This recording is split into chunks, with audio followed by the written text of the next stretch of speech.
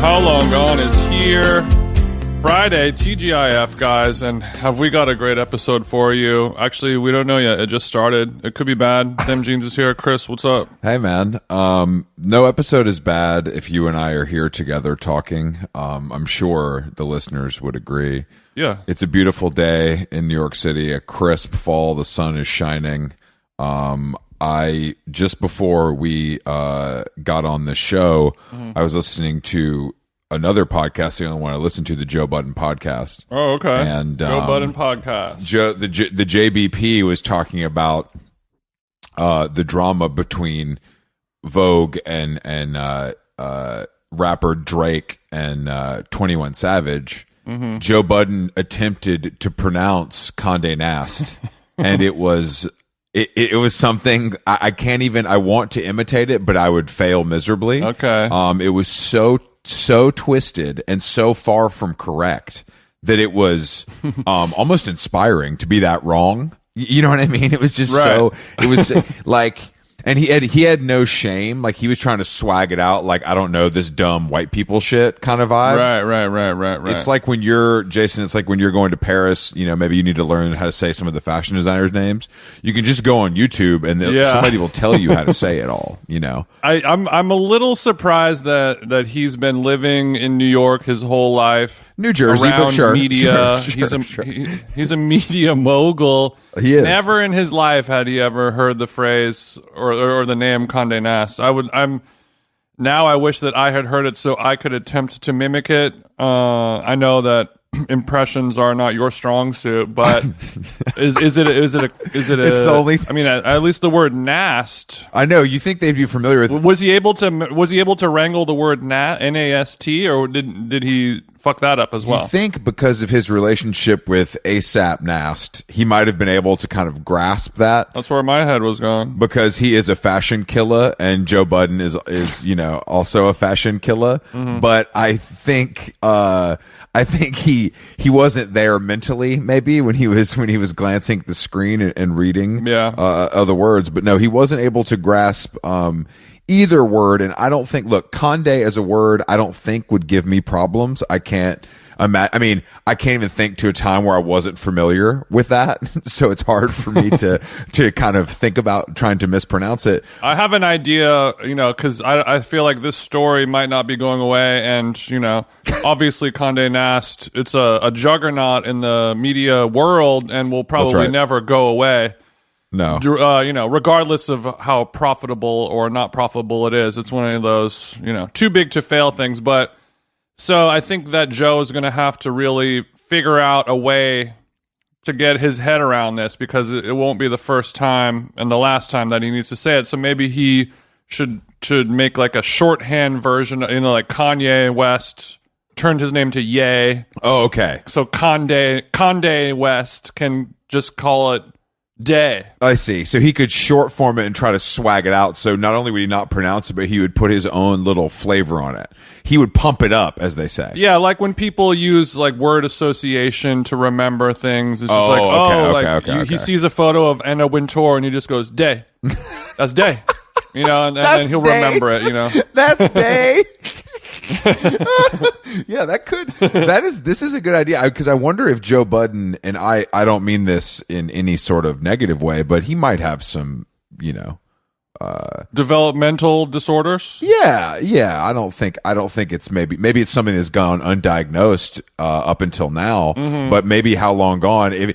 I think if Joe Budden would finally tap in with us on How Long Gone, we could probably diagnose any and all of his problems, mental or otherwise. Yeah. Just from a podcaster on podcaster standpoint, we're basically doctors at this point. Yeah, we could increase his IQ by, I will say it's a 2-digit number. It's not a 1-digit number. His tennis IQ will go up as well. I'm sure that's a big issue for him as well. Yeah. Well, I mean, I think we have a lot to learn about different blocks in New Jersey where people like us are welcome or not welcome, that we could learn from him.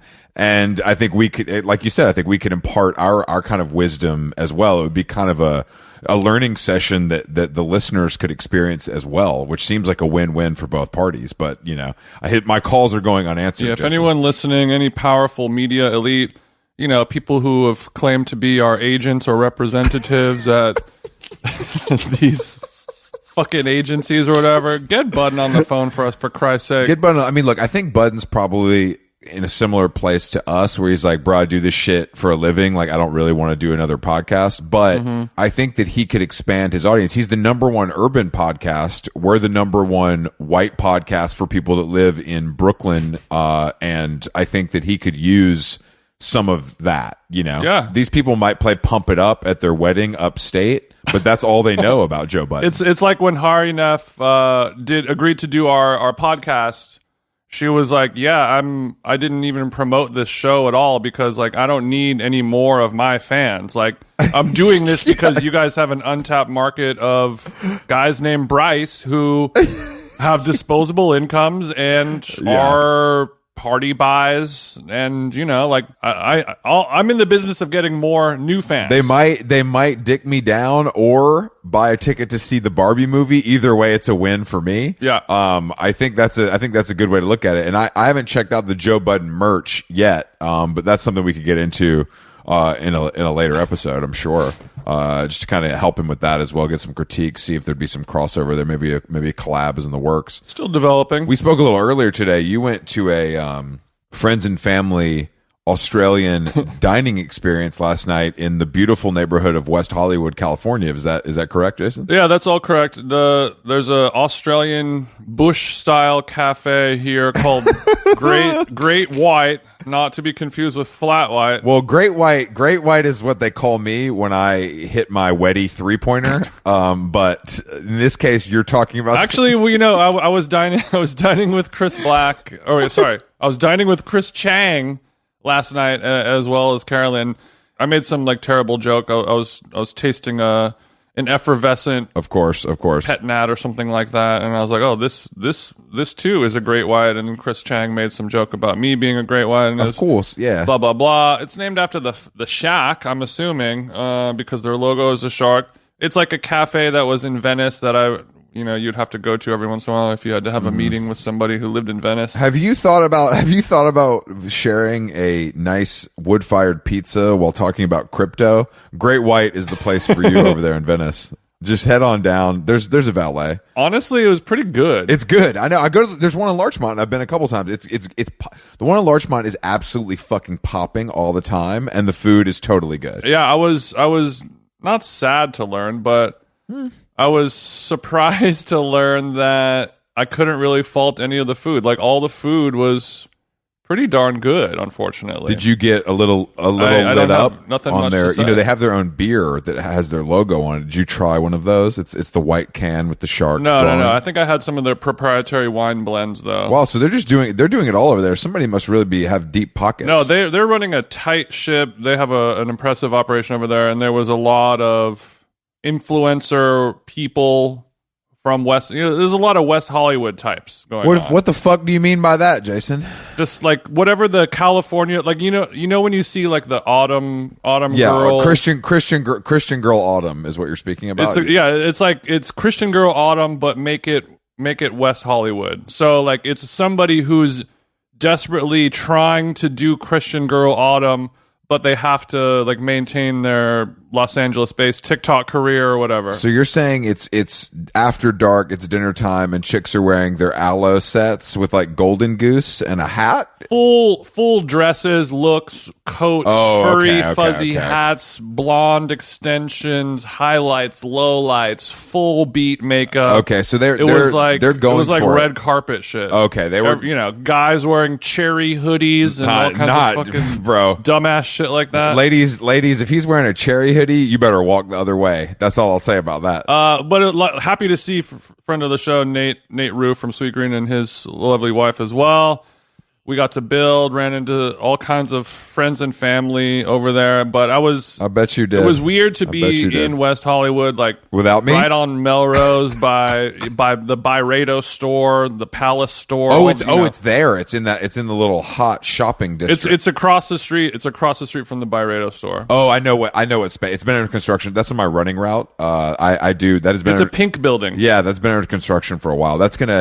they're going to print money right there. That'll make more money than the one on Larchmont, which is almost hard to fathom. They are going to absolutely print money. It's like an indoor-outdoor space. Yeah. They got the wood fire oven. You know, everyone there is hot. Perfect. Everyone there is dumb. It's perfect. Next to Verve Coffee, where everyone is not hot, but definitely dumb. I went to one meeting at that Verve, and I think there were more dogs than humans there. Oh, that's 100% a fucking kennel over there. They got the outdoor kennel. It was people giving also kennel. are allowed to sit. Or people are allowed to sit there, but it's kind of like preferred dog seating.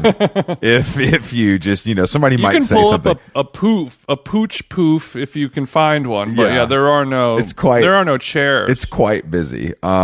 Before we introduce our guests today, I do want to implore you, great listeners, to check out DJ Them Jeans on the Celebrity Book Club podcast with our friends Steven and Lily. Oh yeah, I think it's quite funny, and Jason gets into his mixology bag as a. So you listened to it? No, I did not listen to it. No, I will absolutely not be listening to that, and I don't think you will ever listen to a podcast I appear on unless it's like you hear that I slander you. I don't know why else you would do that. We hear each I've other listened enough. to some podcasts that you're a guest on when I'm particularly down bad and I really I ran out of all my smart list episodes with President Joe Biden. When Reply All got canceled, you had to finally listen to an episode of me on Mansplain. Yeah, when I'm real down bad, I'll listen to Chris Black talk about Third Eye Blind. But no, you should listen to it. The marketing plan that they set around the episode was leaning a little sensational. Sure. As I was They're good marketers. The episode was they are good marketers, but the episode was sort of painted as me sort of coming out of the closet as a homosexual. Yeah. Okay, well, in that case, then, fellas, give it a listen. Our guest today, Carla Lalli, music, is a chef, cookbook author, and of course a YouTube personality. She was the editor-at-large at Bon Appetit for quite a long time. And Jason pointed out to me today that the mother of two is putting up motherfucking plates in the gym on the deadlift. There's evidence of this. So I'm going to kind of talk to her about her form, see how loose her hammies are, if she's able to keep her feet flat, because I think she looks like a deadlifting shoe remover. Oh, yeah. Which is... I wear flat shoes, so I don't have to do that, but that is a pro move, which makes me think she's been in the lifting game for quite a while, and I'm not talking about putting the turkey in the oven. What brand flat shoe do you wear, Chris? I didn't know that you're a Zero Hive. Nike makes one for lifting that is just like really flat. I mean, it's a noticeable difference. I don't think it's not like a professional weightlifting shoe that has the obnoxious strap over the toe. Yeah, okay. I was wondering if you're doing like the Zero Vibram sole. The Zero drop. No. Hunter's a fan of those, and I think they're great, but I don't need that really. Yeah, we don't need that. You get a lot of your power from the right parts of your legs to begin with. Well, if you're doing certain lifts, yeah, Jason, the legs are kind of the most powerful muscle. The legs and glutes, of course, some of the body's biggest muscles. I'm trying to get those teardrop quads, on the inside above the knee. So I'm gonna come. It's a journey. All right, let's give Carla a jingle. You look like, so we have the video on today, and this may be the most Brooklyn background I've ever seen in my entire life. Okay. Is that accurate, or am I wrong? I mean, I live in Brooklyn. Okay, that's what I was looking for. It's so perfectly appointed, and like the wall color, it looks very nice. It feels it's giving brownstone. It is brownstone. That's right. Yes. I am seated in my brownstone. That is correct. Is there a fireplace behind you? It's that has some ornate non-working, molding? but yeah. It's okay if it's non-working. It adds a Okay. lot of patina and flair to the space, Yeah. so it kind of doesn't matter. Appreciate that. When we moved in, that fireplace was covered with like 17 different coats of paint, which is just like one of those things that you're like, what happened here? But this building was a single room occupancy, an SRO at one point. So there's just like weird, like there were a million different locks on every door, and there's no actual like doorknobs that turn. But yeah, we've been here a long time, so eventually we scraped the paint off. What shade of pistachio is that paint behind you? I think that's just like Sicilian pistachio, I would say. Oh, bravo. Wow, thank you for going regional. You've got a little pistache going on. No, that's just the green light coming in from all the foliage in my neighborhood, but this is just a regular standard off-white color. Okay, so that was like an that was like an LA nod to all the foliage. Like you have citrus trees and avocado trees and like terribly boring people and like all of that. Carla, have you ever tried? It's called a Meyer lemon. It's a little different, kind of sweeter. We have them here, and they're so good. So good. I know. It's amazing. You just like walk outside and pick your own citrus. Jason's a known citrus stealer because of his height. He's able to reach. Are you going on record as an LA hater, or is this just a playful game of tit for tat? I mean, it's weird because I was actually born in LA. I was born at UCLA Hospital and lived there like the first couple years of my life, and then again as like the 4-year-old to a 7-year-old. But I very much consider myself a New Yorker. My parents are from the East Coast, and yeah, LA is not. It's just not for me. And all of my in-laws are in LA. A lot of my friends have moved back to LA. I mean, you could have just ended it as my in-laws are in LA. That's why I don't like it. You know, yeah, right.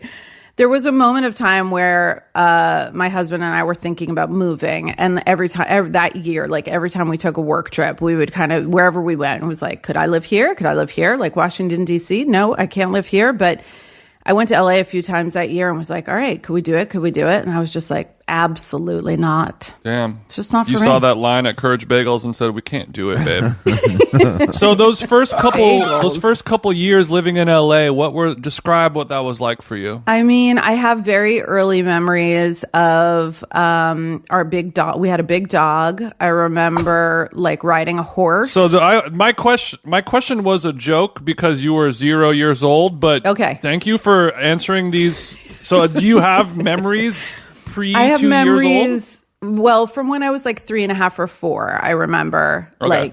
I remember our dog. Like I was from 4 to 8, we lived there. Okay. So yeah, I had a best friend there. I had a dog. I had a pool. I had roller skates. So yeah, some patched together. So you're telling me things. you grew up with a pool and roller skates, and you still hate LA? That's crazy, dude.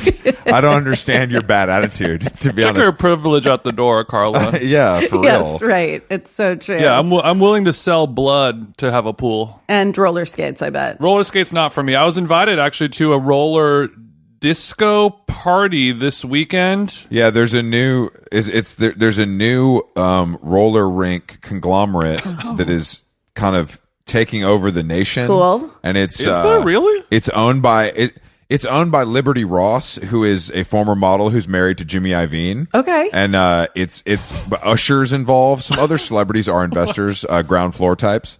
And yeah, it's lit. There's one here. I think there's one in London, and I think there's Sounds like an Onion article. So all the words that you've just said. Jimmy Iovine's wife and Usher started a roller disco conglomerate. It's not a roller disco. I don't want to get specific, but it is a high-end rink. What happened to the good old days, Carla, when people just started their little jewelry line and kept quiet? You know what I mean? Yeah, seriously. I'm so sick of this shit. They're stepping on more of our jobs, you know? But yeah, that's a real thing, and I can't remember the name of it right now, which is bad. But you've probably heard of it if you're on the internet. I've been on the internet. Yeah. Do you follow Dr. Dre on Instagram? I can't tell. Do I? I feel like I should. You shouldn't. There's no real reason to. Yeah, I'm not interested in what the doctor is selling right now. But the thing is, it doesn't matter who you follow on the internet. No, I'm not following Dre. That's a crying shit. That's a crime. Well, Carla, don't worry. He is not team follow back, just to let you know. Yeah, even when you do follow people, you don't get to see their posts. So it's a really cool thing about Instagram. Oh, don't come on here being an algorithm complainer, okay?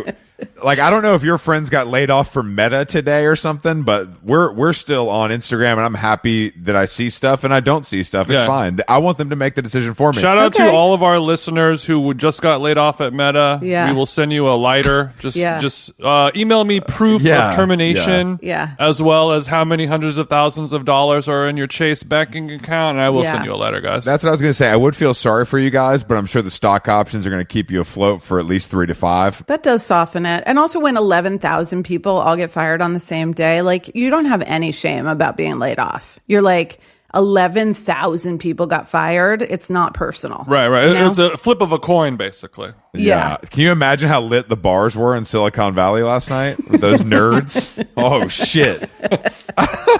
Give me 3 fingers of hard kombucha. Yeah, I'm having one of those days. My God. I'm having one of those They just days. pull their pink slips out and ask for a free shot of tequila. I'll need a case of liquid death.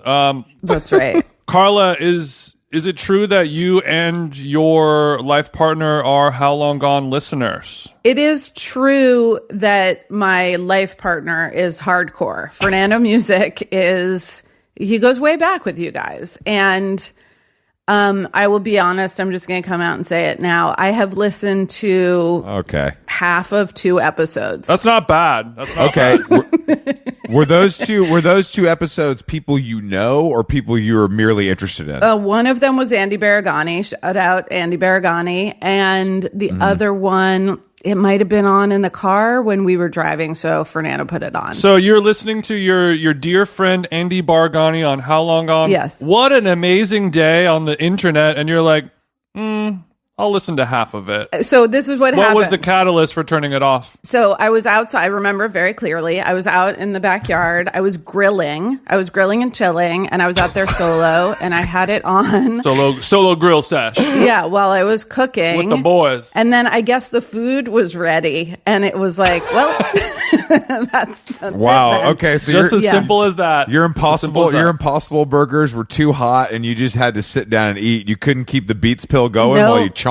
No, it was time to transition. And when I come indoors, so that was on the Bluetooth speaker, and then you come indoors and then you switch to Sonos, and like, really, am I going to pick up where I got to go? I got to get onto Spotify and connect the speakers. I understand. You can't listen to a podcast on Sonos. That just feels bizarre. It's pretty weird. I would assume that your house was a little more wired than that, just based on the size of it. Like, I thought there'd be kind of like you had a guy come in. Chris thought Fernando was a little more kind of tech savvy with it. Yeah, but we do have Sonos. Look, it's right there behind me. Look, we know you got a free Sonos. I can see it. Yes. I get it. But I'm No, that's not the free one, but I do have a free one.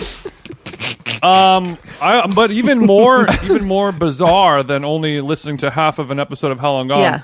Grilling for one. Oh, no. I was grilling. No, I was fully grilling for the fam, but I was just out there. Okay, never mind. Doing my own thing, cooking. It's just another place to cook. Like when I'm cooking in the kitchen, it's not like everybody's in there cooking with me. So I was just happened to be cooking outside. I love grilling when everyone's inside and I go out in the back and grill, and it's just a by yourself meeting. Yes. I mean, I don't think you smoke cigarettes, but that's a great time to smoke while you're flipping chops. Yes. I used to smoke other stuff. I don't anymore, but that would be a great time. And also, especially for like entertaining the holidays, we grill our turkey at Thanksgiving because it's like, I got to go. Like, hello. Oh my gosh, kiss, kiss. Like, I have to go. I'll be back in an hour and 45 minutes. It's genius. So I would like to dive into why you stopped smoking grass. Is it motherhood or? Well, we don't know if it fried? was grass. She said something. It could be crystal. Oh, that's a good point. It was Mary Jane. It was grass. Smoked it, ate it. I became addicted to it. Yeah. Really? Okay, so so you're the level of narc that thinks you can get addicted to marijuana. No, Chris. You can. Don't. You can.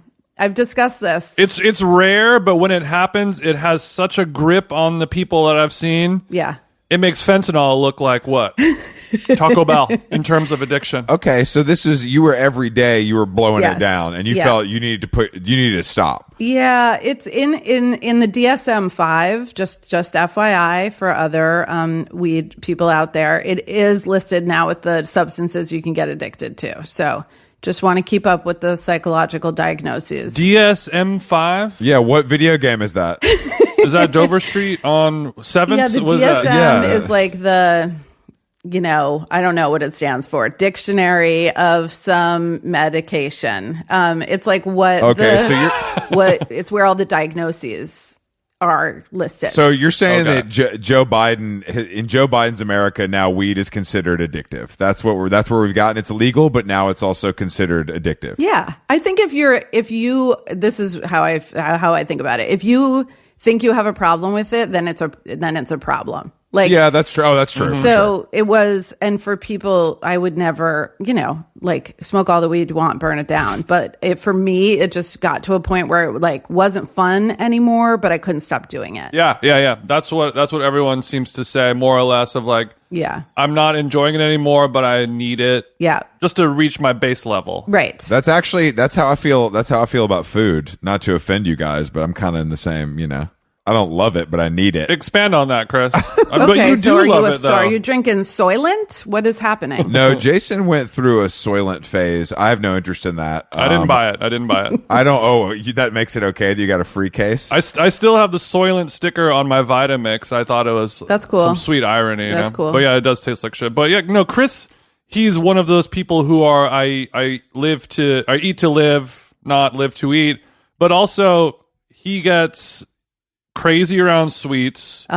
Pizza, he turns into a rabid dog. So Okay. like he does love some foods, Chris. Yeah, I know I do. I just think the cheddar cracker sandwiches with peanut butter in the middle. Don't Carla? bring this up, Jason. Do not bring not the crackers, Jason. Not this is a very popular. I think they're podcast. called Ritz. Those are Ritz. No, not Ritz, but Right? I'll take down a fucking sleeve of Ritz, no problem. Ritz are one of the great crackers, period. So is Chris. Would you rank a Ritz over a Triscuit? Would you rank a Ritz? It's a over really hard. The Ritz Triscuit thing is really, really hard for me. If it came down to it, and I've actually thought about it before, so I know my answer is Triscuit, but it's a tough one. And I think the Triscuit, it's like a little salty. The Ritz has a sweetness that I could like walk away from, but the Triscuit, the combo of the texture and the saltiness. The texture, I was going to say the texture of the Triscuit, and I think the problem with both of these kind of Hall of Fame crackers is they've been these Nabisco or whoever owns these have bastardized the flavors to the point where it's almost hard to find the plain on the shelf. And I only want plain. I don't want rosemary and cracked pepper. Like, get out of here. There are a lot, yeah. But I do like a reduced salt offering, though. A reduced salt offering do? is nice. Yeah, kind of. On some of them. I never go in for reduced salt. For like ever. a wheat thin, you kind of forget just how much salt is in a cracker. Wheat thins. And then when you take it away, you're like, oh yeah, I did not need that. Yeah. Okay, and so then is Chris is the weight lifter? Who's lifting weights? I'm lifting hella weights. Chris is the weightlifter. Okay. And I kind of do more sensual body exercises. Okay. Like stretching Yeah. or what? Jason jerks off. I work out. Tai Chi? What's happening? It's a blend of all of those. Okay. No. I mean, it's like maybe more kind of slow, isolated kettlebell kind of things going on. Carla, Chris he is like- finds he finds guys on Instagram that do stretching for high school basketball players, and then he kind of follows their program because he's tall like a basketball player, but not quite as athletic. Well, we love some functional range, training, right? That's exactly what I'm doing. Functional, Exactly, but- performance, mobility, blah, blah, blah, blah. We got to stay mobile, guys. We need full range of motion, all the joints. I just try to combine that. Yeah, because I've been so tight lately, Carla, right in this rib cage here. Yeah, he can't release it. But he sent me a picture of your socked feet. Chris, you're painting it a little on the creepy side. This is more of you were putting up a PR on a deadlift. I wasn't just screenshotting feet pics from you, just to be clear. Yes. No, but I'm saying Yes. he didn't. I know he didn't buy the feet pics. I'm saying that when I see you with the 190 on the bar and the no shoes, that's when I know you're serious because you got to have the flat feet. That's right. That's the what I'm real saying. ones, no. That's right. I really hate taking my shoes off, even in an Asian household. It's just something I don't like to do because it's part of the outfit. You know what I mean? Yeah, I do. And so I wear a flat-footed shoe when I'm lifting weights, like a Converse or the new. No. I hate that look. I wear Converse. The new Nike Metcon. So it's still a sport. It's still a sporting shoe, but it's completely flat and it's made for lifting. Is that not flat enough for you? You have to go barefoot to earth while you lift? I do wear my Converse a lot of times, but then my trainer coach, shout out Big Ross, he was wearing these Vans that kind of looked like old Puma Californias, if you know that reference. Yes, sure. And they are flat enough, and he turned me on to them, so I just got a pair, and I like them. Because Okay. yeah, what happens with the Converse is like if I walk to and from the gym, I don't know if this is what you do on your podcast, but then it might flare up the plantar fasciitis. Oh, not and the we can't plantar. have, I'm suffering from some not light. the plantar. Can't do that. I'm suffering from the plantar from time to time because of my running. Have you thought about buying a custom orthotic insole for your walks to and from Equinox? Your Knox walks? Yeah, what I'm doing, I'm more likely to just either wear a shoe that's good for walking and then be in the socks. Because I love to be in socks and I feel empowered when I take my shoes off. And I also feel like it's just like a giant fuck you to everybody else in the gym. But now there's all these flat people and we're all walking around in our socks. So it's become like cool. Flat Nation. Flat Nation is here, but you don't. So you are a flat I've never heard earther. anyone say, I feel empowered when I take my shoes off. It's just kind of like anything to be slightly counterculture and also to reject whatever posturing is happening in the gym, because just to be like, I know they don't like it. I know the Equinox people like specifically don't like. Yeah, they tell you no, basically. Yeah, it's sort of metaphorically letting your nuts hang in the gym of like, yeah, shoes coming off.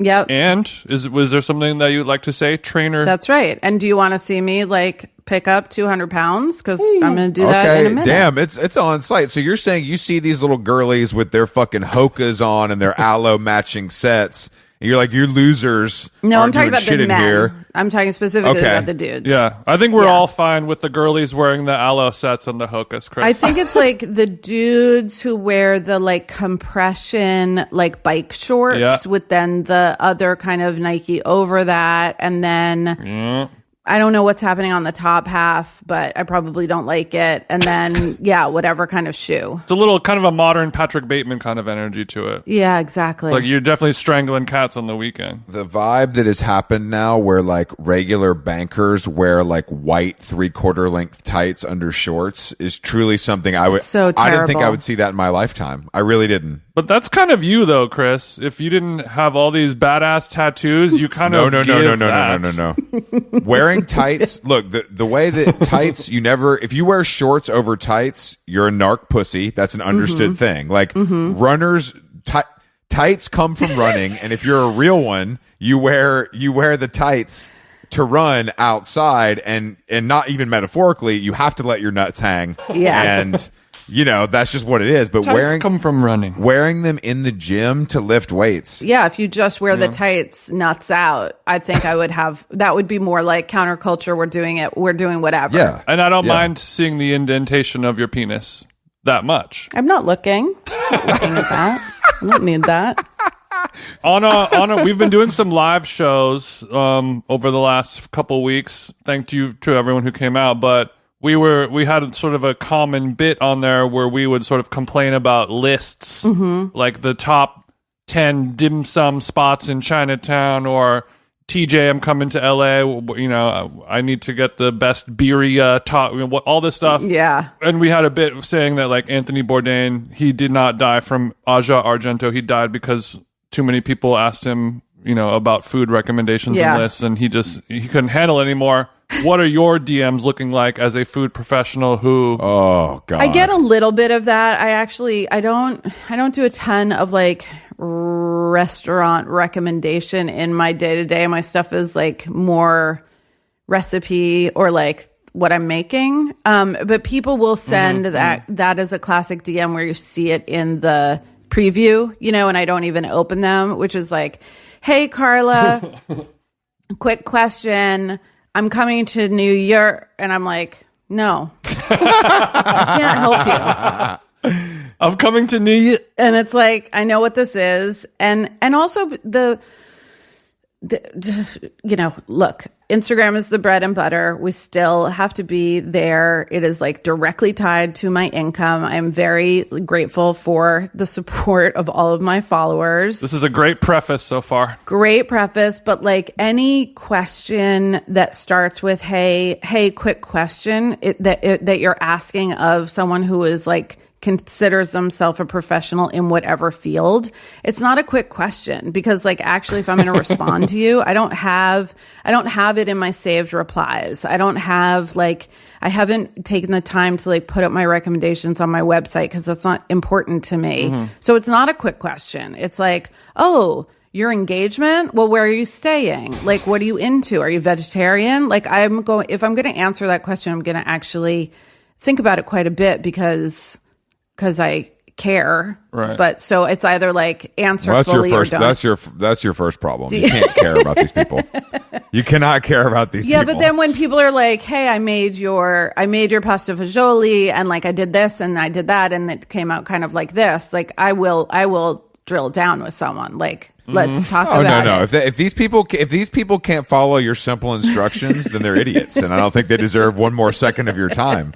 That's Carla. When you say it. a pinch of salt, what do you mean by that exactly? Yeah, exactly. Yeah. Like, I don't understand what you mean. But also when you're scrolling through the DMs and it's like, "Hey, Carla, quick question. I'm coming in." Like, how do you like if somebody looks hot enough in their avatar, you're like, I guess I will see what this fella is need, what their dietary restrictions are and see. I honestly will probably not open. I probably won't accept those into the general feed. It's like I'm going to feel bad because you've asked me a question and I'm never ever going to answer it, but you saw that I opened it. Yes. I'd rather just be like, she doesn't look at her DMs. You've broken a lot of hearts explaining this on the pod today.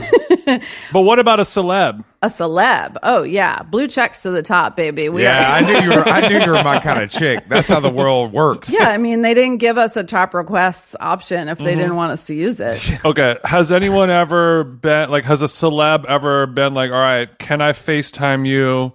I'm making popcorn right now and I keep burning it. You're the guru. Can we do this right now? Has that ever happened? Not FaceTime, but I have been nurturing like what is to me one of my favorite and most meaningful celebrity connections, which is that Pamela Adlon and I became like, we did one podcast together when I was still at BA and I'm going to speak for myself. I like completely fell in love with her. She's amazing. I was already in love, but it just cemented the deal. And like, she loves to cook and she loves food. And like once in a while, she'll ask me a question and like I would pull the car over to the side of the road to answer. Wow. That's a great celeb pull. Yeah, that's good. That's a nice deep cut. Have you watched Better Things? Have you watched her show? No, I don't. I try not to watch shows if I'm being And her honest with work you. on Louis C.K.'s show is great as well. Exactly. Yeah. Brilliant. But her character on her show cooks a lot. You guys seem like you would be friends though. That seems like I would put you and her together kind of. Yeah. That doesn't seem that far fetched. No, she was like my long lost sister. Carla,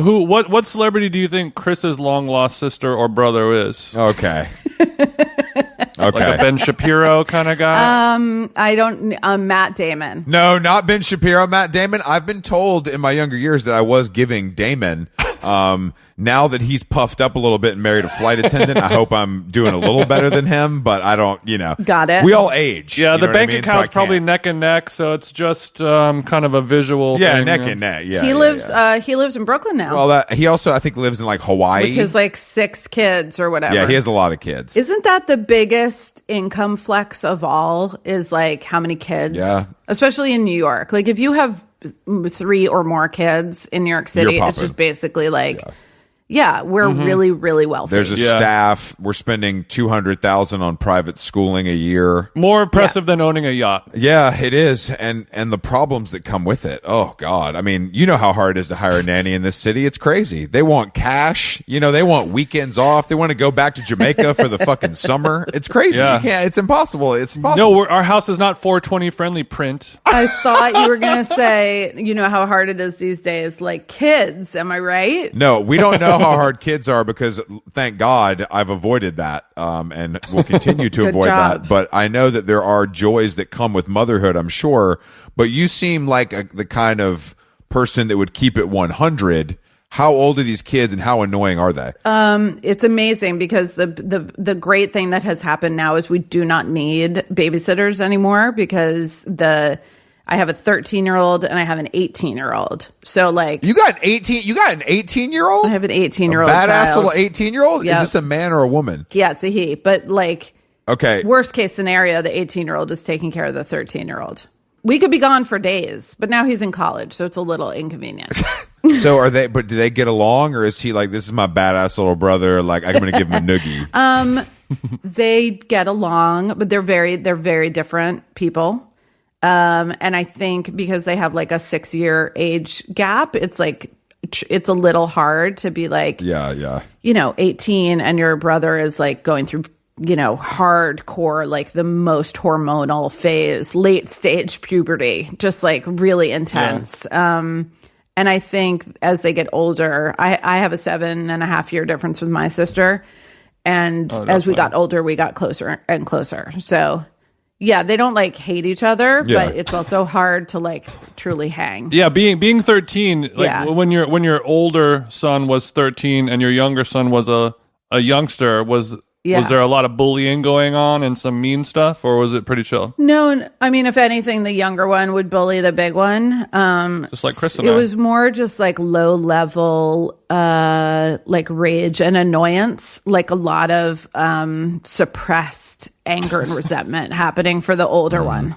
Because he once described his younger brother as a attention vacuum. Wow. So you're saying the younger son is the Beyonce of the family. Exactly. And it's causing some problem. Now, does the 18-year-old, is he bringing anyone home? A romantic friends home? No, not friends. No, I don't care about friends. I mean romantic interests. No, I meant like friends. Oh, like leave the door open. Oh, who's your friend? Is this your new friend? Yes, there have been friends that came home. Okay, good for him. Mm-hmm. Now, what is your approach to that sort of situation? Are you hard-nosed, or you kill him with kindness? Door stays open. Yeah, exactly. Door stays open is a classic. Yeah, right. 2 feet on the floor at all times. That was a rule for a while. Being realistic about it, and having grown up in New York, and like my husband grew up in LA, and there was no part of me that assumed that like my child was going to not drink while he was underage, or do things, or like he's gonna touch a titty eventually. It's only a matter of time. It's gonna happen, right? People are gonna get naked. So we more leaned into like having some guardrails around not lying to us, like that's a big thing, which was an issue for a while. We would rather like have all of the information, even if it's like things that technically like maybe you shouldn't be doing that, but at least be able to talk about it. And then guardrails around like, hey, as a general rule, like don't send a dick pic ever.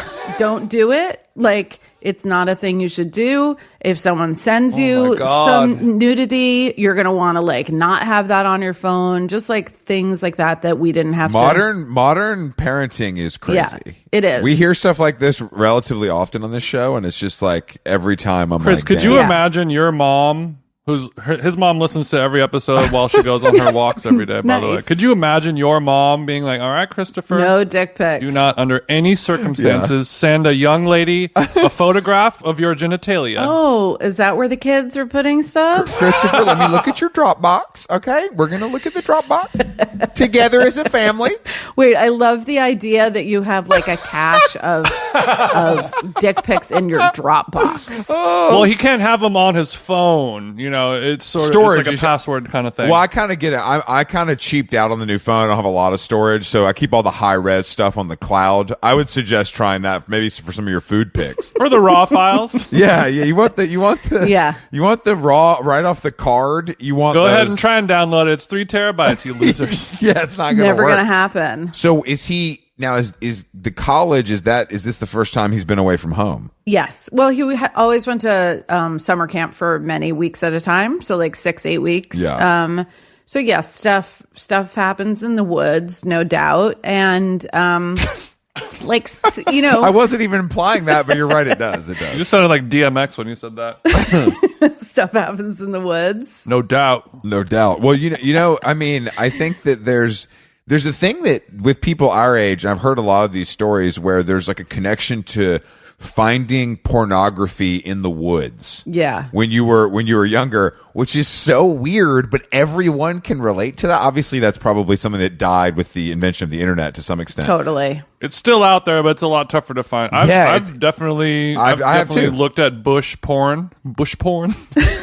Touched it with my bare hands. No pun intended. So No pun intended. Is he far away from home, or is he on the East Coast? No, he's on the East Coast. Yeah, he ended up like 2.5 hours away from us, which is like great. Carla, you went to Brown, right? I did. I went to Brown. You're a brownie. Chris loves Brown. Do you?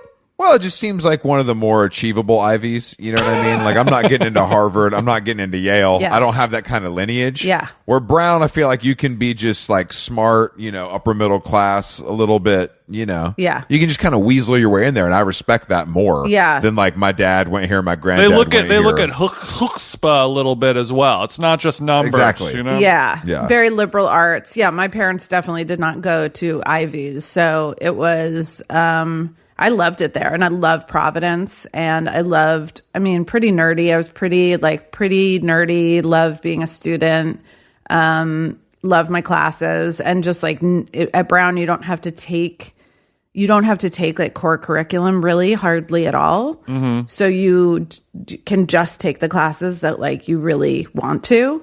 And I remember maybe my sophomore year, my like report came back, and my dad was like, are we going to like maybe do a poli-sci, or like, I'm not saying you got to do like hard calculus.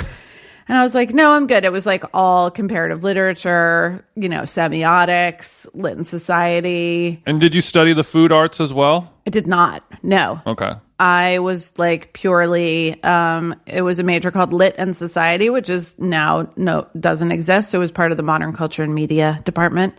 The MCM kids, I don't know, maybe you've talked to some MCM kids in the past. I've been lit in society, but yeah, lit society literally sounds like a mixtape title. Yeah. That's what I was going to say, but I'm glad to know that it was a little more than that. It's a young and reckless mixtape series. Yeah, exactly. We were talking about popcorn before, Carla. Oh, good. I have a hard time making popcorn. Whenever the winter chill enters the world, I want to get a nice big bowl of popcorn and watch The Crown in my jammies. Yeah. You get it, girl. But I often brown my corn a little too much on the bottom. I get burning. Okay. You seem to have it figured out pretty well. I'm afraid I'm going to have to go something a little less stainless steel or aluminum and something more Dutch oven-y with a thicker... Yeah, that's what was going to be my first question. Thank you for sliding into my DMs with your popcorn question. But I will just answer a super quick question since thousands of people are listening and you have to answer I have a really quick question on something I know you explain it in depth on your Patreon, which costs money, but I don't want to pay you money, so... No, bro, you can get this on YouTube, friends. Okay. Just look me up on the YT. Can I ask a question real quick before you answer this? As long as it's about popcorn. It is. You got, because I buy my popcorn at Whole Foods in a bag, and it's kind of ready to eat, and it tastes great. So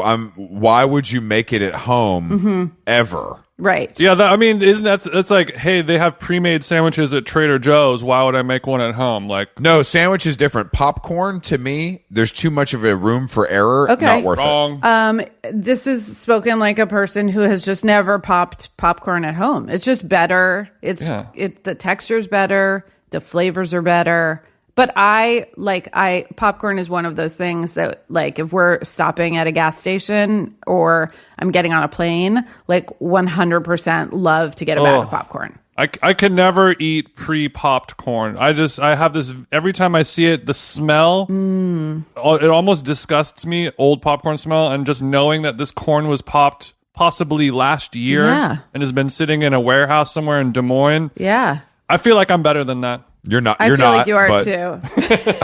You're definitely not. But I understand why you would think that. But do you also feel that way about Bjorn corn? Have you had the Bjorn corn? Oh, Bjorn's number one in the game, baby. They got all the flavors. Bjorn does hit differently. It's really good. It does hit differently. Which one do you fuck with, Carla? Do you fuck with the spicy or the regular nutritional yeast? I do sometimes. I like the original that had the nutritional yeast, like that. That's my favorite. But I also like the spicy, and sometimes in the car we'll get one of each and then mix them. Oh, Damn it! You say you don't smoke weed, okay? Yeah, I did for so long that it's still, it's just like part of It's me. in your blood. Well, I've also seen that they've released some new flavors. I don't know if you've seen the maple. No. There's a maple. Oh, no, I don't like that. I haven't tried it. It's not my thing, but I'm glad to see them expanding because that means they're doing Yes, that's well. true. And you need more SKUs. And if you don't have the SKUs, you're not coming out with new product. You don't have nothing to talk about, and you need to be. But I'm sorry that I brought up packaged popcorn. Jason's looking a little sick to his stomach over there. But I please answer his query about how to make popcorn at home because he can't seem to do it right. no, well, I do it right sometimes, but I need to have more consistency with my pot. I just want to know what pot you're using. Like, it's kind of a what large. pot? It's the biggest pot I have, but it's like a stainless steel, just standard pot with a glass lid, the kind that you would use to like boil your pasta or something like that. Right. But I do have a big Le Creuset, Dutch oven. and I should be using that instead. How big is it though? I have the kind of medium sized pot, and then I have the one that's like the bigger round one, but it's not the oval Dutch oven. Got it. Maybe it's 1.5. I don't remember what. Okay. I'm bad with the Great. numbers. Thanks for explaining that. I was wondering what your kind of How many Shut the pork- fuck up. your artillery Shut the was fuck looking up, Chris. I wanted to know what your artillery was looking like in the kitchen. You know what and I mean? that's just one shelf, sweetheart. That's just one shelf. I think Don't make me. How much time do we have? Because I want to know kind of what's underneath. Are we cracking the lid? yeah, so I would say that the ratio of like dead space to corn is important. So if your Dutch oven that has maybe the thicker walls and like maybe more even like heat retention, if it's too big, you're still going to be in the danger of burning because it's just like there's not enough filling up in there. So I would go with something where it's like definitely enough room for all those kernels to pop and be contained, but you need to reduce the heat once the popping starts. So that's like one. So I don't like do the thing where you put one kernel in and wait for it to pop and then you're good to go. All the kernels go in. Yeah. By the way, this video, Carla's Magical 7-Spice Popcorn, is up on my YouTube channel, but I love to walk you through it. So then I'm sorry, who loves this? You love. Okay. Okay, great. Continue, please. Go ahead. Okay, Carla, please. thank you. Popcorn is a whole grain, so that's one of the things I love about it. So I like to get everything in there, get the right amount of fat. The right amount of fat is also really important. People want to hold back on the fat. They're like, popcorn's like caloric. Get over it. You need enough fat to be coating. What type of seed oil are you using? Or are you using beef tallow? I mean, I don't think it's worth it to pop in olive oil. So I've used like coconut, but honestly, like vegetable oil. Yeah, it's vegetable oil. It's vegetable oil. Definitely not butter. There's no butter. I don't fuck with butter in my popcorn. But once it's like warmed up and all of those kernels are like properly lubed, then you put the top on and you wait for the popping to start. And when the popping starts, then you can nudge the heat down a little. Okay. So that you don't scorch the bottom. I mean, the only thing worse than an unpopped kernel is a scorched bottom. Jason has been called a scorched bottom before. But that's kind of a different line of questioning. But so what I'm gonna say to all, I put the ran through. Yeah, what I'm gonna say about all this popcorn talk is that I think next time Jason and I come over to your house, I'm gonna bring some Quins or some Bjorn corn. We're gonna pop off, and you're gonna pop your own, and we're gonna do a side by side taste test. We're gonna FaceTime you, Carla, so Love you can see this. my reaction when I'm enjoying the packaged corn more. Yeah, it's like I'm gonna bring over some Steakums frozen flaps, Yeah, exactly. and you have an A5 Wagyu on cast iron, and we'll see which one's better. Yeah, see which one works out. But Jason, I'm honest, and I love to support your journey as an amateur chef. You know that I'm very supportive of your cooking. I want you to be better, but I just don't know if it's possible based on the R&D they've been able to do over at the Bjorn factory. Yeah, I agree. Wrong. Bjorn is a great like ready to go option, but it just doesn't even come close. It like reminds you of real popcorn in a way. Let's do this then. What's the time to get the perfect corn from start to finish in my bowl? How much time are we looking at? 10 minutes. Yeah, that's what I was going to say. And also a little edging makes the popcorn taste better. The smell of corn is wafting through your brownstone. Is that a 7 spice blend that's dancing upon my nose? If I had a brownstone, I'd probably honestly make popcorn more because the idea of it wafting through the many floors does sound quite nice. I'm a big anti-food smell guy, but popcorn I do like, because I would be a murderer if you didn't like the smell of popcorn. Isn't anti-food smell guy a funny thing to hear, Carla? Yeah, like who hurt you? No one. I just think the home should never smell like food. It should smell I think like... what hurt him was, you know those cheap Monday jeans that are kind of painted on? Chris tried to cram 10 pounds of black into 5 pounds of Mondays, and this is where we're at now. Now we can't keep salmon in the house. Oh, okay. I'm sure you guys look really cool in 2007. What is the house supposed to smell like? Like Febreze or like carpet? Byredo candles? Byredo, Japanese amber in the winter. Maybe I like to switch the scent up for the summers, depending on which kind of incense or candle story I'm going for. But it just, food, just the smell of lingering food. It's like if you go to a restaurant, it's not properly aerated, and you leave smelling like a restaurant. It's like this. That annoys the shit out of me. I just spent $250 to smell like a fucking fryer. I want to smell the food before I eat it. It'll get my juices flowing, my unctuous taste buds ready. But then when I'm done, toothpick in my mouth, top button of the Cheap Mondays come open. I don't want to smell no more. I want to smell Febreze. I want to smell 409. I want to smell bleach. I don't want to smell Febreze. That's disgusting. And the fact that you think I would scent my house like that is not only offensive, but something. You want to smell Clorox bleach. I mean, I would like Clorox bleach. I like that smell better than like an hour after someone's cooked fish in a household. Yes, I will say that. Okay. Is that crazy? Is that so wild? I'm sorry. I don't think that's that crazy. No, fish smell is one of the smells that people, when I come home and like I have something in the oven and I walk in the door and it smells like delicious, whatever, I love that. Like when people come in the door and they walk in the door and they're like, like, are you making fill in the blank? And it's like, it's a very... I don't think either of my children are going to grow up to say what you're saying. Yeah. Well, I love making the chicken broth overnight, and then you wake up and come downstairs. Yes. Oh yeah. You guys are fucking freaks, man. Yes. I want the cleaning lady in here every week. The only thing I want to smell is either a fresh flower or a candle that costs over $100 with tax. Those are the only two things I want to smell. Okay. The fridge, I've said this before and I'm going to say it again. The fridge, we got water. Yeah. We got sparkling water. Yeah. We've got a single bottle of Dom Perignon for guests. Yeah. And maybe a selection of chilled drinkable reds. Okay. And if necessary, a 6-pack of beer, depending on who the guests are. Okay. No food. And what, like maybe Triscuits? No, I would maybe think of a nice nut mix, a la like a Four Seasons bar type of beat. Okay. What about a single plastic container of chopped watermelon from Erewhon for $27? Yeah. Just something to snack on when you're feeling naughty. Yeah. Fresh fruit is a sexy and edible food that is somewhat scentless. Thank God, if you do it right. Yeah. Fruit's a great option, Jason. Fresh fruit is a sexy and edible food.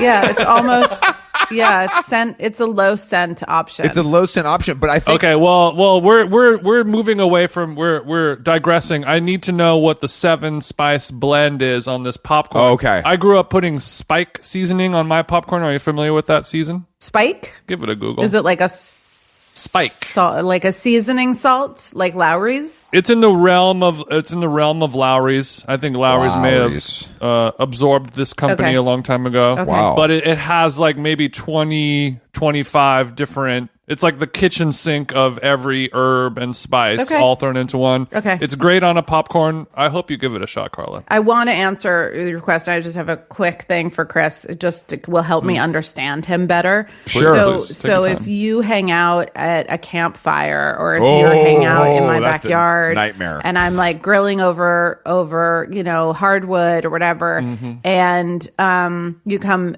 in the house and then The next day, you go to put that same jacket on, and the jacket smells like smoke. Are you psyched, or are you disgusted? I want to spend as little time outdoors as possible, unless it's for exercise purposes. And I love the sound of a fire, and I know it creates a beautiful moment for a group of people to gather around and break bread. Yeah. Unfortunately, the smell does bother me, and I don't want to be a complainer, but the smoke can get in my eyes. I'm a Lasik survivor. Sometimes they get a little dry.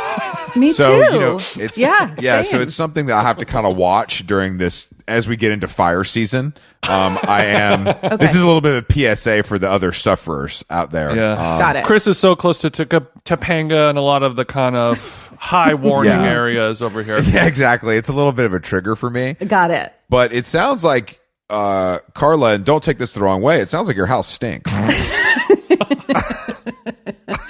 It does, but in a good way, in like the best possible way. Mm-hmm. I understand you. That smoke question was really helped me understand, and also yes, shout out people with astigmatisms who used to be legally blind and then had the surgery. And I suffer from mental illness, and I'm kind of feel strong talking about it, and it's not a big deal for me. Yeah. But I'm glad that you understand. You're giving me kind of space to do that on this show, course. because sometimes Jason isn't quite as sympathetic. Understood. Nobody in my family has been ravaged by Lasik, so I don't have that level of empathy that you guys are aware of.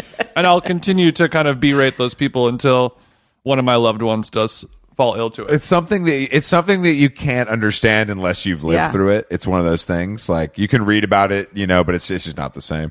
And I again, I didn't mean to take you off track. We still haven't gotten the 7 spices. Okay, 7 spices. Okay, one of them is olive oil. So take that. It's a flavoring. That's an oil, not a spice, but okay. Is it sprayed on with a little pumper? No, Okay. no, sir. Drizzle, drazzle. Popcorn is a sponge. You drizzle 1 tablespoon on 1 kernel. That's right. But you have to put the oil on when it comes. So you're popping in your vegetable oil. That's not considered a flavoring for me. No. Then when it comes out, you've got to drizzle when it's hot, and it's the first thing that goes on, because then that helps all the seasonings, the other seasonings stick. But olive oil has a flavor, so that's olive oil, kosher salt, black pepper, Aleppo pepper.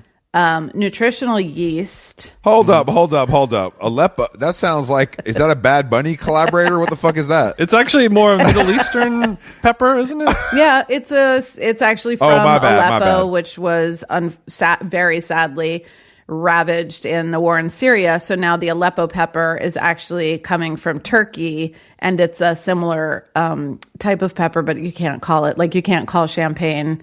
Right. If it's not grown in Champagne. So it's like that. How do you feel now, Chris? How do you feel now with your fun little Bad Bunny joke? I don't feel great, but I also didn't know that. So thank you, Carla, for blessing me with some new knowledge. And I will definitely, my pleasure. I will instantly forget this, because I'll never hear that word or think about that again. But I did learn something. For this. Wait till he hears about the Urfa pepper. It's really going to fuck him up. Yeah, the Urfa. You could totally use Urfa. You could use a Marash. You could use a gochugaru. So then that was 5, and then it's got granulated garlic, which I prefer over garlic powder, but if you have to, that's cool.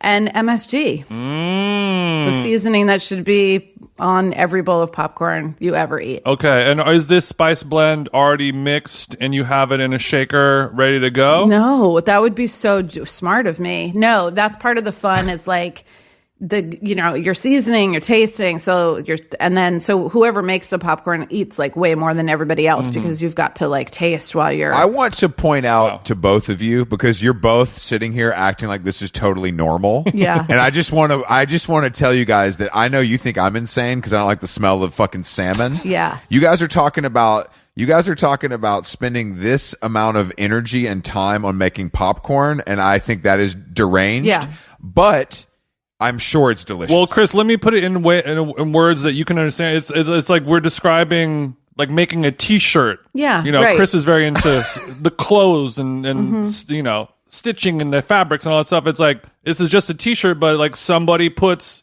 this amount of technique, thought level, Exactly, care and all and that that- stuff into that something so t-shirt- simple, you create excellence. Right. And that T-shirt will stay in my closet, and I'll wear it for years to come. This popcorn, you're going to eat it, shit it out the next day, and never think about it again. Right. But I understand that. I fair. understand kind of where you're coming from. I think that this amount of time goes in for people who like to eat. It makes sense. Sure. Because it's all part of, like Jason's right, it's part of the creative process of like, I'm making something, and it could be meditative for some people. It could be like a creative, It could just be fun. For me, popcorn is like a major procrastination tool. So it's very important in my work life to be like, start thinking about the popcorn when I'm supposed to be I have to go make it. Now I've like Sure, avoided okay, I like that. Yeah, a good 45 minutes between the making and then the eating. You can't type. It's a kind of food that like you take a bite, you're wiping your fingers every time. Like, so it does. Interesting. It's effective that way. That's actually one of my biggest gripes with popcorn, and just a little hack for you guys out there. When I buy the Bjorn corn, I take my Fisker's scissors with the orange handles. Yeah. Not kitchen scissors, regular.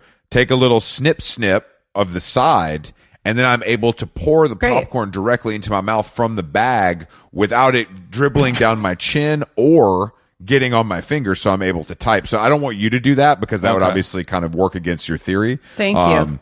But I just wanted to kind of share that with other people. This heifer's found out a way to get that feeding tube right into his mouth, and you can dislocate that jaw. Exactly. Some people do eat popcorn with chopsticks, which is like incredible. That's incredible. I think that's also, I don't know, that feels like cultural appropriation to me, but I guess some people can do that. Yeah. Chris, Asian people can also eat popcorn. I'm sorry, popcorn. I've also seen chopsticks on the Flamin' Hot Cheeto. Yeah, I've seen that. Yeah. And white people can use MSG. It's truly an amazing. I love where our world's breakthrough. at. I love where our world's at in 2022. This is sick, bro.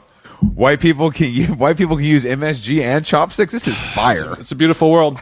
It's pretty amazing. Carla, I really want to try this popcorn. You've sold me 110%. What? Sounds delicious. Yeah, it sounds fucking delicious. I was not expecting that. After all of that, I did not think we were going to end up with really want to try it. Maybe Jason will make it for you. Maybe. Do you guys hang out in person ever? Sparingly. Once a month or so. I mean, if the budget is there, we will hang out together. Yeah. Jason makes me Zelle him $1,000 every time we hang out when it's not a recording. Mm-hmm. Carla, you should put all those spices together in a blend, because as soon as Let's package it. As soon as you pull that corn, like you said, you have to drizzle the olive oil instantly. Yeah. And it every second counts. It's a great idea. I don't know. Oh, yeah. What am I doing over here? Jesus Christ. And then you have to, of course, develop your perfect ratio of all of those spice This is blends. what, people are doing. You know what, Carla? I'll do it for you. Okay. I'll do it for you. Send me your address. Yeah. I'll FedEx over We'll FedEx. TJ's Love special spice blend. And Carla, if if you're looking to do any sort of cookbook stuff, I think we should. I'm looking to develop something that is a scent-free cookbook. Okay. Just for kind of people, like not that scent-free, we know that's impossible, but something that's like a low-smell foods that are still delicious. This is actually an interesting idea. Like, Yeah. if you're a chef or a foodie person and you're like being held captive and you don't want your kidnappers to smell all the yummy food that you're cooking, this is a great solution for that. I thought when you said cookbook, I thought we were going to talk about like like recipes for, weightlifters. I would like to know about your protein stack after you're done with a pump sesh. It's not good enough. This is like the protein's a real struggle. So you need our help. Do you want us to send you some powders? Yeah, that's how that for someone my size, like you got to get into the powders. I can't eat that much fucking chicken or turkey in a day. Well, we'll send over some powders. Yeah, I know you're a boar's head lover, but too much is too much. I mean, you just can't, Talk about sodium, am I right? Look, I eat a boiled chicken for every single day. You do? I get a nice 5 pound. No, but I mean, oftentimes we always have a chicken boiling in the house, and we just have Fascinating. meat. Wait, I really wish we had gotten to this sooner. Just boiling chickens. Like, are you making matzo ball soup? What's happening? I'm making broth. Okay. I mean, obviously, I'll boil the chicken or it's actually poaching. Okay. And then I'll pull with the aromatics and all the stuff. I'll pull the bird out, let it chill, take all the meat and skin off of it, then put the carcass and bones back in. Great. Do the broth, cook it overnight. Love then I it. have the broth, then I have the chicken, and I'm just eating that shit raw dog. Okay, not even chicken salad. Sometimes, yeah, I do a juice cleanse once a week, and then on that juice cleanse day, I'll just drink juice only, and then if I get super starved, I will just eat poached chicken breast meat, and I feel like Superman. It's like what my mom does for my 2-year-old nieces. There's just kind of a box of pulled chicken available for the little hands to get in. And your mom said it takes her 45 minutes to pull all the chicken off of rotisserie from Publix. I'm doing a big dog bird 3 times the size of that. And I'll knock it out in 10 minutes. I mean, look at the size of your phalanges. Dark and white separated. Wow, wow. Oh, really? You keep them separate? Jason's on his little segregation swag when it comes to the bird. Yeah, I was about to say. Wow, that's crazy, why? bro. What? I just think that the whites and the dark should be separated. No, because I like both of those meats. I like the white meat. I like the dark meat. They both have great applications. So why don't you mix them? You're like, I'm either in the mood for dark meat or white meat? My mood changes, and also the recipe application could change as well. Wow. Okay. Am I going to be braising for a tinga? This changes everything. See, Carla, you thought I was the freak. I know. It really has turned. I just get excited around the culinary arts. Carla gets it. Luckily for you, we're both freaks. Carla, thank you for joining us. You guys check out Carla on YouTube, Instagram, wherever you digest, no pun intended, your food content. And Carla, what a pleasure. I'm going to try this popcorn. I'm going to give you some feedback live on the air as well as a personal email. I would love that. It's going to take a little while because I'm doing some traveling right now, but this is top of my to-do list. Okay, yeah, that would be great if you could mention it, and then Fernando will tell me when it's been on, because as we discussed, I don't listen to the show. Fernando, we love you. Fernando, please come on the show. And like Chris said before, if you're ever, make sure to hit Chris up if you're ever thinking about getting into the cookbook space. He can kind of give you a hand in that, navigating those waters. I want to speak to Fernando directly for a second because Sure. I find his last name, which is now your last name, quite confusing. And can he play guitar at all, or is it just a last name? Yeah, no, we get this a lot. If I had a nickel for everybody who said cool last name, I wouldn't be sitting here. I would have a third child, if you know what I mean. Yeah, his family, that's his parents' last name is music.